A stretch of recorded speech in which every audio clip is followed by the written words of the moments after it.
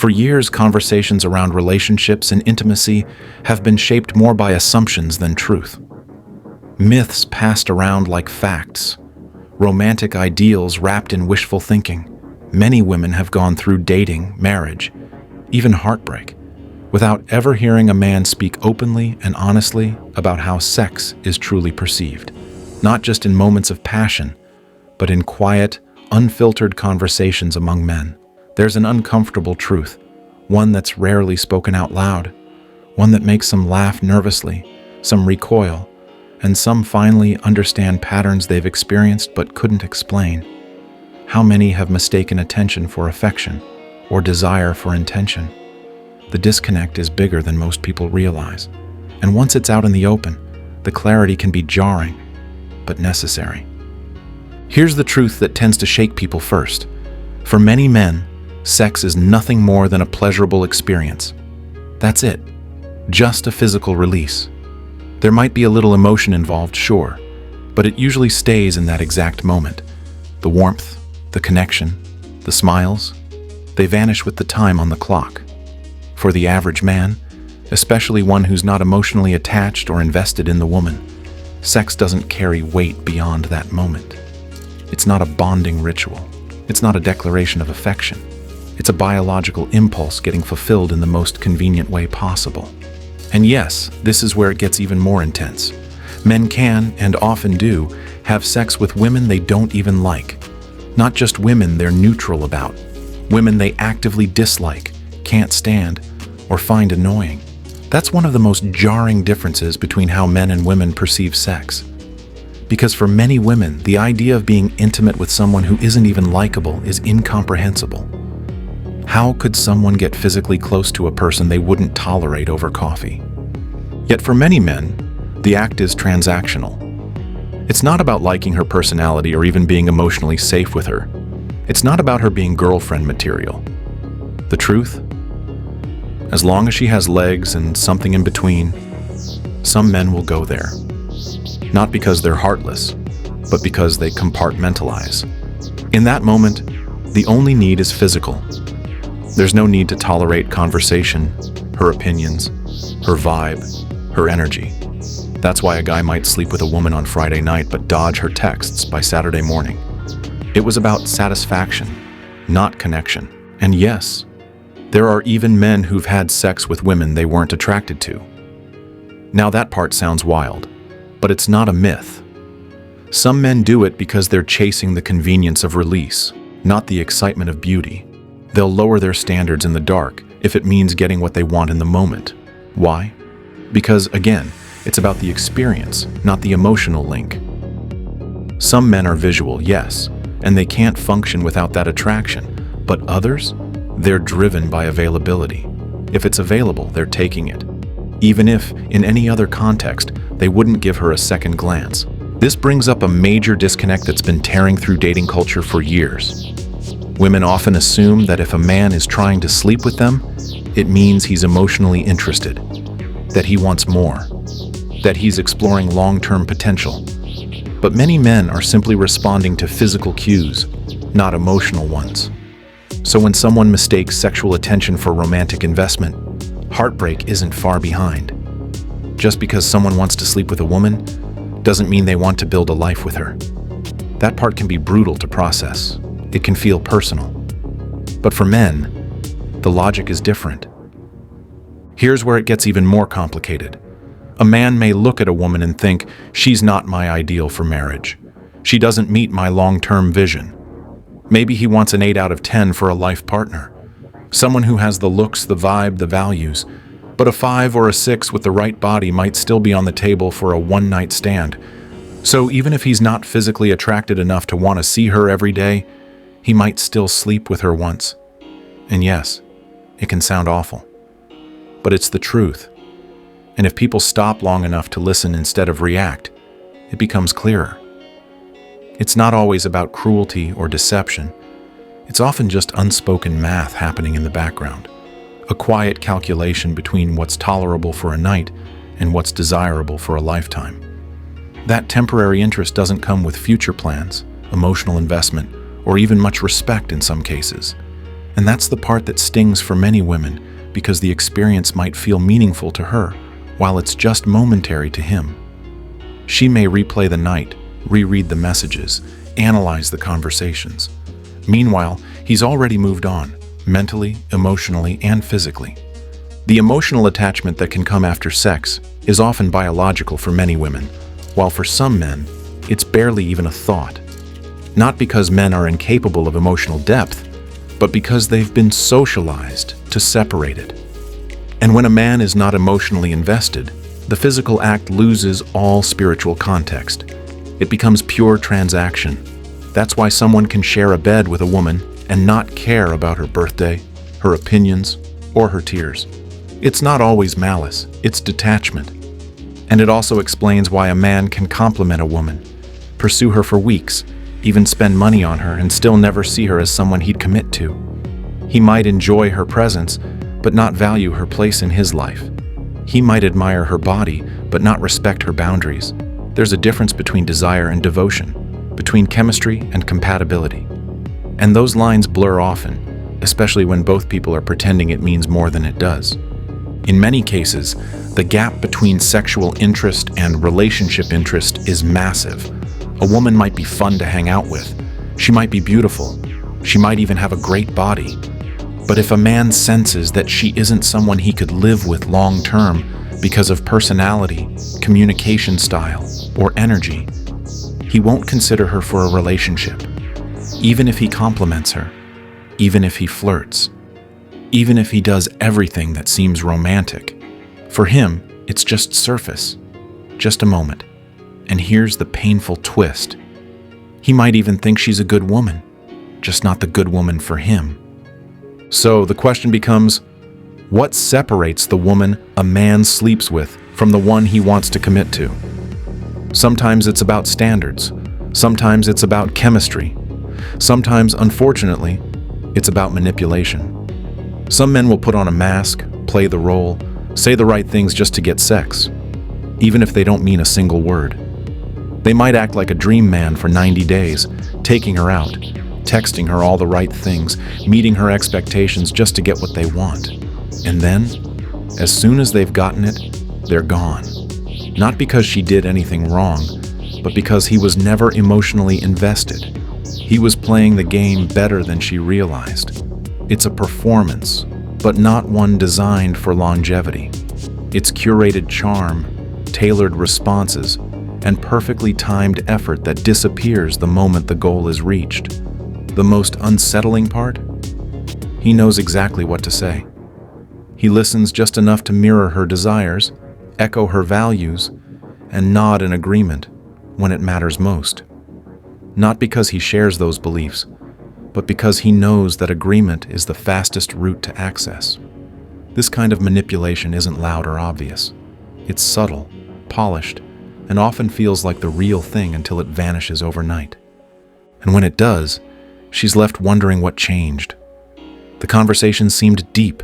The compliments felt sincere. The effort looked consistent. But none of it was built to last. It was a short-term strategy disguised as long-term interest. For her, it felt like connection.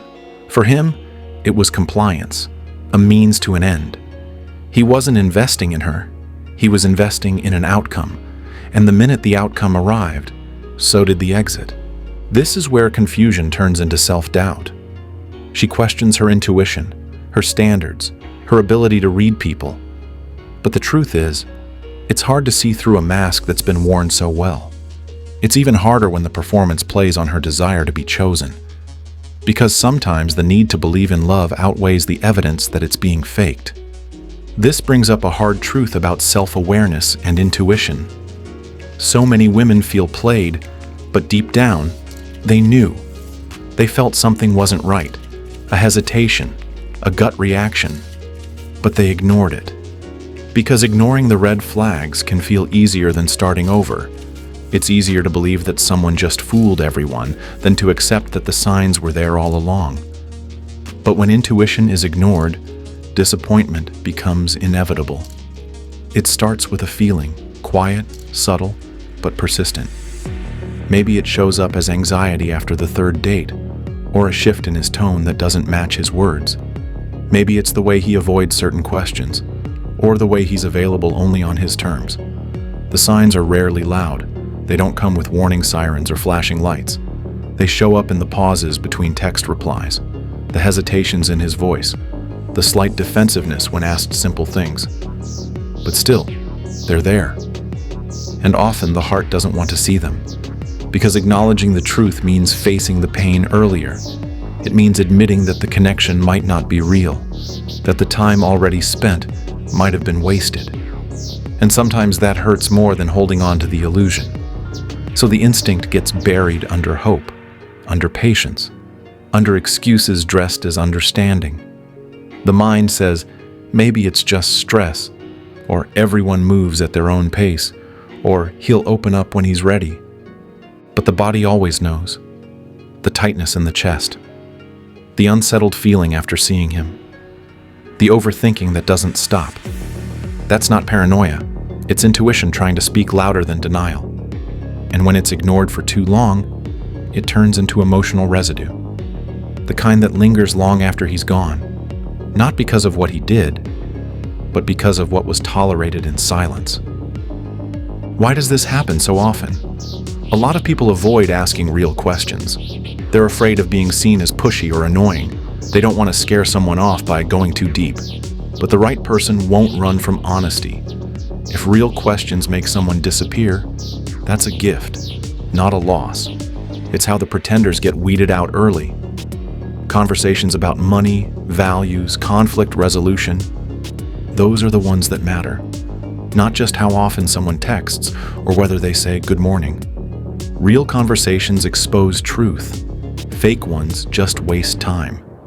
So when someone finds themselves asking, how can people protect themselves from being misled or emotionally played? The answer starts with trust. Not trust in the other person, but trust in their own instincts. If something feels off, it usually is. And when the energy in a conversation feels interrogative or negative, it creates tension. Asking questions with a suspicious tone can make even an honest person feel like they're on trial. But asking from a place of clarity and curiosity opens real dialogue. It's all about approach. Another area that creates confusion in relationships is perception. Some behaviors that feel normal might actually be red flags in disguise. For instance, cutting someone off constantly while they're talking might seem like excitement, but it can actually signal that the person isn't present or truly listening. That habit of dominating a conversation often becomes a much bigger issue down the line, in arguments, in conflict, in misunderstandings. And unfortunately, a lot of people don't even realize they're doing it. The real tragedy is when silence replaces communication, when someone stops speaking up because they feel unheard. That's when resentment grows. And the solution?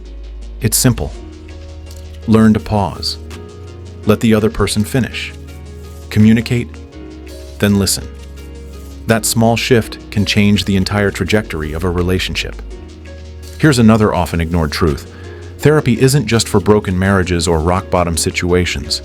Every relationship can benefit from therapy, especially the ones that are serious or headed toward marriage.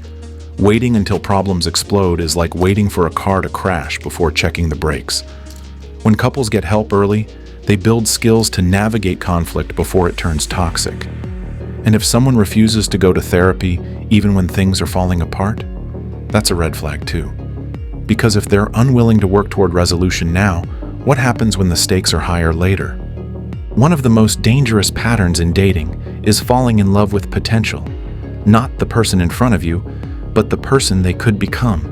It's easy to get caught up in someone's charm or ambition and imagine who they might be in the future. But if someone stays exactly the way they are right now, would that still be enough? Because that's the real question. Potential isn't a promise. It's a fantasy. And betting on it often leads to emotional bankruptcy. This is especially common when people ignore foundational incompatibility, like when someone dates a frugal partner but dreams of luxury, or dates a dreamer with no follow-through, or attaches to someone emotionally unavailable and hopes to fix them with love. That strategy rarely works. It leads to frustration, arguments, unmet expectations, and emotional distance. The only way forward is to accept the person as they are now, not who they could be. There's also a huge myth around dating down, as if being with someone who earns less or has less status is a failure. But here's the real key. Compatibility always trumps image. It's not about salary. It's about shared values, mutual respect, and alignment. Choosing someone who matches emotionally and mentally, who balances out energy and desires, should never be viewed as settling. Not every relationship has to fit the Instagram fantasy. This ties directly into the obsession with types. So many people get stuck in patterns because they chase a type that hasn't worked for them. Whether it's the bad boy, the emotionally distant type, or the polished charmer, there's often a cycle repeating. And here's the twist. People don't really want bad behavior. They want masculine energy, strength, leadership, safety. But when those qualities come wrapped in dysfunction, it becomes toxic. The real challenge is learning to separate masculinity from mistreatment. And for those who say it's just about attraction, there's truth in that too. But attraction isn't just physical. It's emotional, energetic, and sometimes spiritual. A masculine man doesn't need to be rough or aggressive. He needs to be grounded, present, protective. But too often, those traits are overlooked because someone's chasing a feeling instead of a future. Even the most powerful women, leaders, executives, business-savvy queens, need to know this. A hard exterior might be celebrated in the workplace, but it's not what draws healthy masculine men.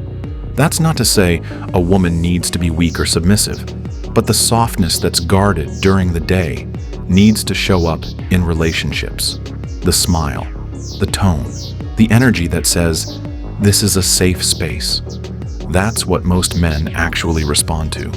So many women believe that once they're in a relationship, their softness will show. But how would anyone know that softness exists if it's hidden behind layers of independence and hustle? People date based on what they feel, not what they imagine might be buried beneath the surface. And sometimes the simple act of showing femininity, not with manipulation, but with presence, can shift everything. And here's the real truth to close with. It's not about changing for someone. It's about remembering who was before the world told strength meant hardness. That femininity wasn't valuable. That emotion wasn't safe. It's not about becoming someone new. It's about returning to someone real. Sex, dating, and connection are wrapped in assumptions and illusions. But when the filters come off and the raw truth steps into the light, everything shifts. Understanding how men actually view sex isn't just about decoding their behavior. It's about protecting emotional peace, making better choices, and finding relationships built on truth, not illusion. Once that truth is visible, everything changes. If this changed your perspective, don't keep it to yourself. Share this video with someone who needs to hear it.